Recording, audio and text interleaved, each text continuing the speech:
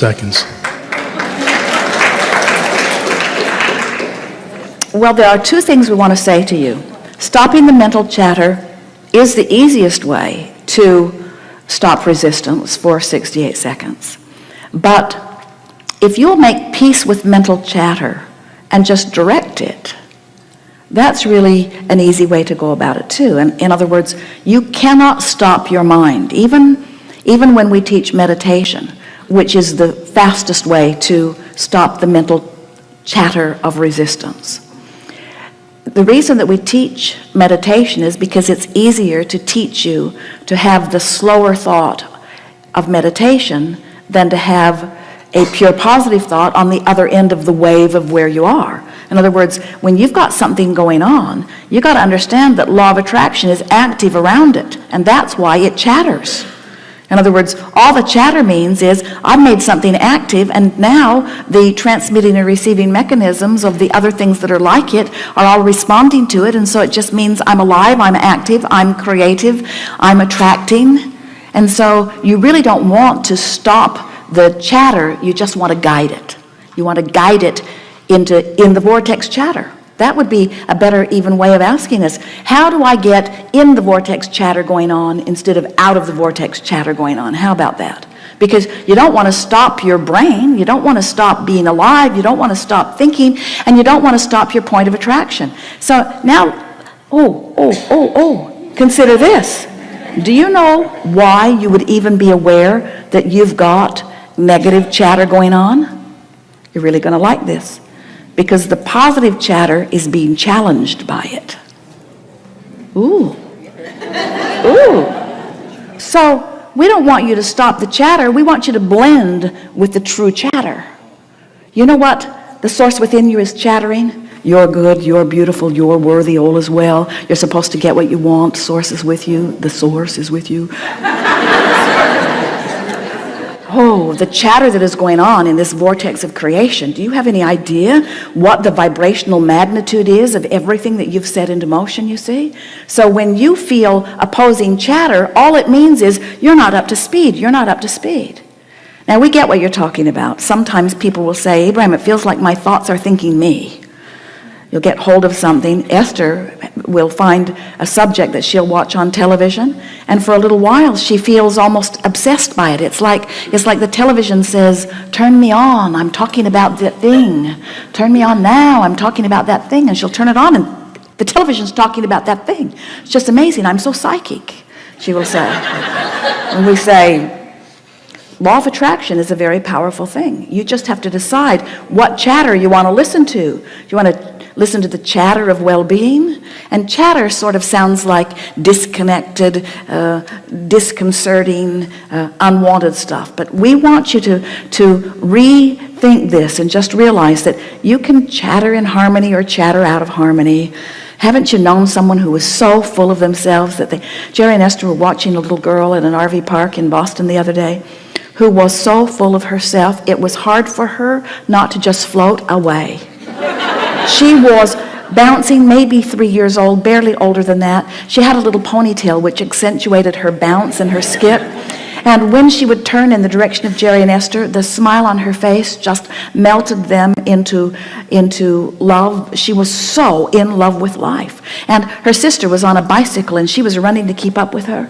And Esther just kept running from window of the bus to window of the bus as the little girl would run around the loop and run around the loop and run around the loop. Esther was running around because she did not want to take her eyes off of this little joy fest that was happening out there. And you got to know, that little mind was chattering.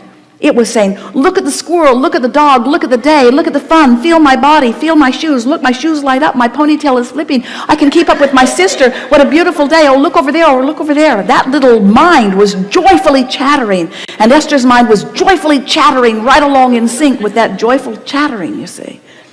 So, it's only if you find yourself chattering in discomfort that you might find it more easy to quiet the mind rather than to switch the chatter. And that's what you're getting at. It's what we're getting at. You cannot switch all of a sudden from chatter that is really unpleasant to chatter that's pleasant. The frequencies are too far apart. So slowing the chatter down and then speeding the chatter back up seems like a really good way of going about it. And that's why we teach meditation. When you meditate, you quiet the mind, but you don't stop it. You just focus upon other things. As Esther, during segment of refreshment, was meditating, she was listening to a sound that she could hear in the air conditioning. It's quite often what she focuses on, because it's loud enough that she can hear it, so she decides to make friends with it. So she focuses upon the sound in the air conditioner, and then the air conditioner shifted. When the compressor came on, the sound changed. So then she focused upon that changed sound, and then it shut itself off. And then she focused upon the silence in the room. And then someone upstairs started making some noise with a vacuum cleaner, and so she focused upon the sound of that. In other words, just using something to focus upon, because one thing is certain in this attraction-based universe: you cannot deactivate a thought. You can only activate a different thought. So you quiet your mind by focusing gently, leaning in the direction of something that just feels a little better and feels a little better and feels a little better. Count your breathing. Listen to the dripping of a faucet. Focus upon something that is in motion. Watch a fan in motion. Just find something and decide that you're going to give that different subject, that far less activated subject, your undivided attention. Helpful? Absolutely. It kind of leads And then we would rather see you in a state of appreciation than in a state of meditation.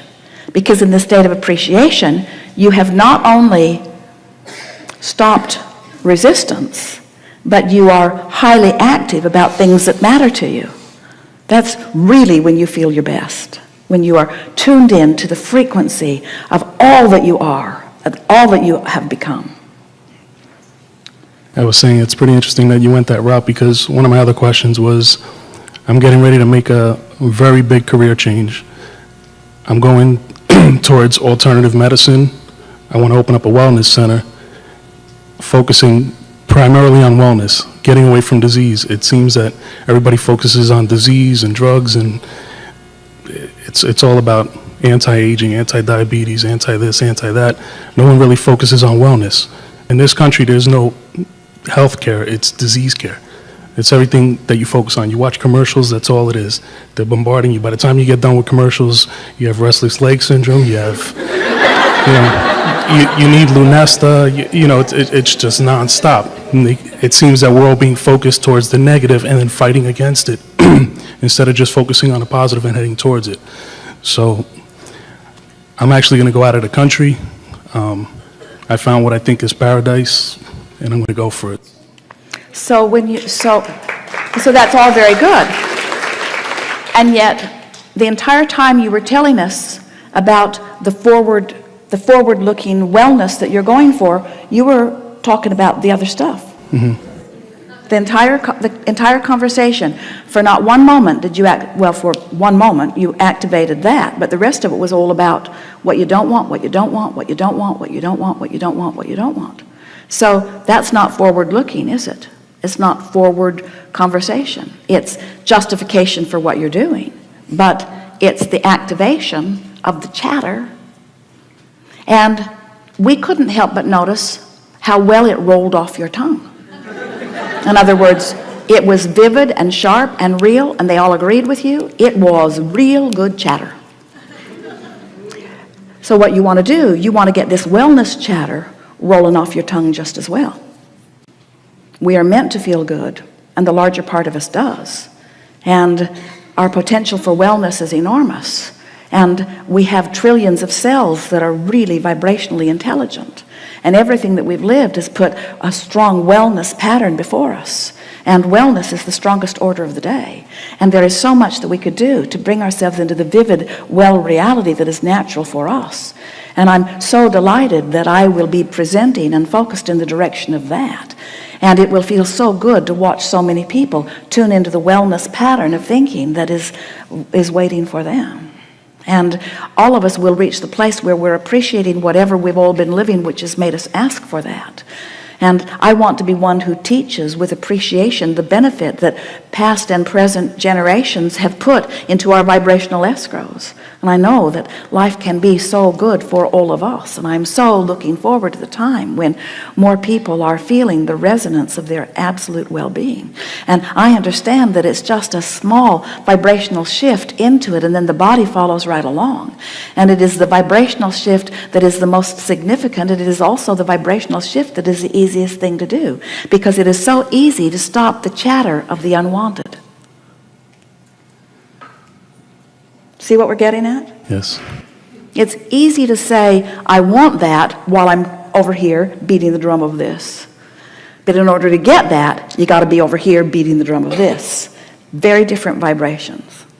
We can feel the power of what you have before you, and we can feel the clarity of your decision, and we can feel that it is who you are and what you've come to live, you see.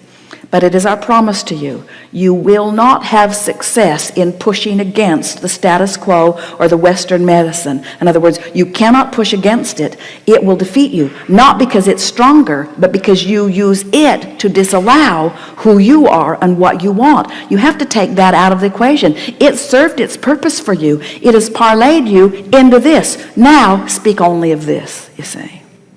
It's those who are trying so hard to bridge, when you try to bridge the world. In other words, it's like you see all of these people out of the vortex, and you want to lead them into the vortex, but it feels like you got to go out of the vortex and get them. But when you go out of the vortex to get them, you can't lead them back into the vortex. You can only call them into the vortex from where you are inside the vortex, you see. Which means you can only call those into the vortex who are lurking on the border. Isn't that interesting? That's the thing that is the most upsetting to all of you well-meaning teachers. There are so many people who need you, and they are so far from the vortex. And you say, well, I'll go get them. So you go out, and you see them, and you beat the drum with them. You chatter with them. You chatter with them. And you talk about how this isn't the way it is supposed to be. And they hear you. But you can't lead them out of the wilderness because your vibration is about that, you see.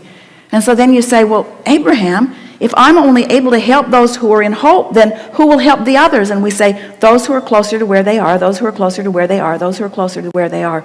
There's a whole lot of medicine going on to help all of them. A whole lot of medicine going on to help all of them. And some of them are getting relief in different ways. But you are playing an entirely different game over here from in the vortex. And you can't have it both ways. You can't dabble in this outside the vortex mentality and be inside the vortex. It's all or nothing. When you get in there, you have to believe and know in the ability of all to be well. And when you know that, those who are on the brink of knowing it, those who want to know it, those who want to believe it, those who hope to believe it, they'll find their way in with you, and you can show them.